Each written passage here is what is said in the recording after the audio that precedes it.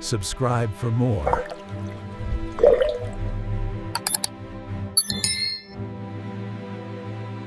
I never planned to crash a party. I wasn't jealous, suspicious, or controlling. I was tired. My name is Rowan Hale. I'm 38, married 7 years to Elise.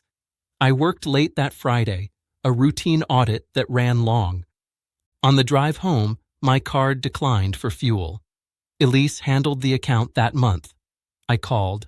No answer. Texted. Nothing. Her bachelorette party weekend was in Brighton. I figured a quick stop would fix a simple mistake. Elise and I met when we were boring in the same ways. Early mornings, shared calendars, steady plans. I wasn't chasing sparks. I was building something. She said she loved my calm, said I made her feel safe. For years, that was true. We didn't fight much. We handled problems quietly. Lately, though, quiet turned heavy. She stayed out later. Her phone lived face down. I told myself it was wedding stress. Parties do strange things to people. I reached the hotel just after 10. Music thumped through the glass like a heartbeat. I walked in expecting balloons, laughter, a messy circle of friends. Instead, the lobby bar was crowded with men. Suits, button-downs, wristbands, more men than women, by a wide margin. I stood there counting, hating myself for counting. When I asked the bartender for Elise, he smiled and pointed upstairs, like this was normal. I rode the lift with a knot in my chest. The doors opened to a rented suite spilling noise. Inside, the ratio got worse. A hired DJ, hired dancers, hired confidence. My wife stood near the balcony, laughing too loud, drink high, eyes bright. She saw me and froze, not shocked, annoyed, like I'd interrupted something important. I didn't shout, I didn't accuse. I leaned in and asked about the card. She rolled her eyes and said it was handled. Then she added casually that this night was about freedom, not rules. One of the men laughed, another poured a drink. I realized nobody here felt out of place except me. That's when the truth settled. I wasn't invited to her future. I was funding a farewell. I stepped onto the balcony for air.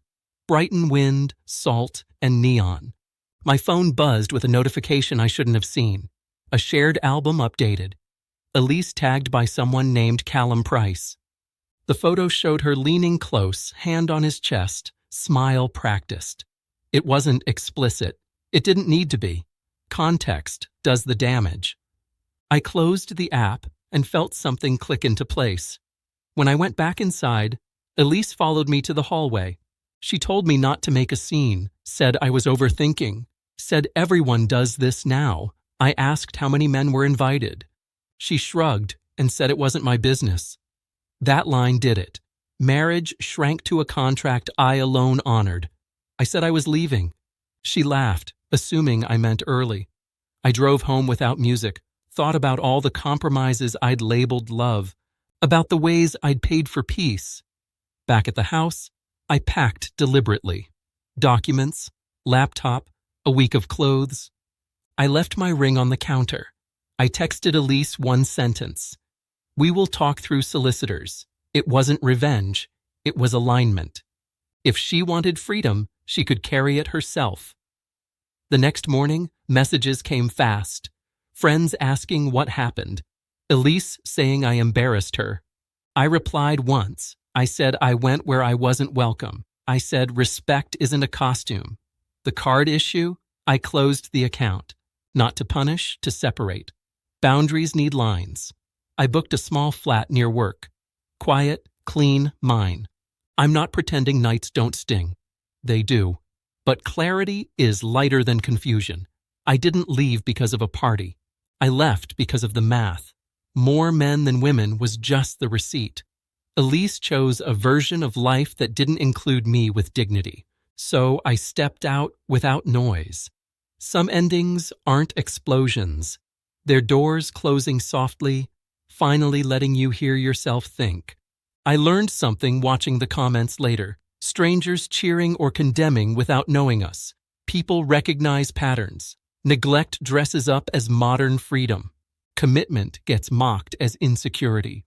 I won't argue online. My life is quieter now. Mornings start early. Work gets done. Evenings stretch. I'm rebuilding standards I ignored. Peace costs less than pretending. If you're wondering whether I regret showing up, I don't. Truth hides in bright rooms sometimes. Seeing it saved me years. I wish Elise well, genuinely. I won't fund confusion again. Love should add weight to your steps, not sand to your pockets. When the numbers don't add up, believe them. I did, and I walked out whole. There's a strange relief in choosing yourself without speeches. I didn't need applause. I needed sleep. I needed honesty to stop whispering. Whatever stories get told about me, they can keep them. I know what I saw. A room full of men was a mirror. It showed me where I ranked. Last. So I changed the ranking system entirely. Life didn't collapse after that night. It simplified. Bills matched accounts. Promises matched actions. Silence stopped feeling like punishment. If commitment is optional, so is my wallet, my time, my presence. I'm not bitter. I'm precise. And precision, I've learned, is another name for respect.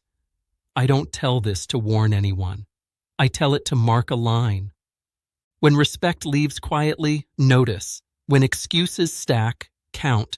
When rooms feel crowded without you, exit. I did. The night taught me math.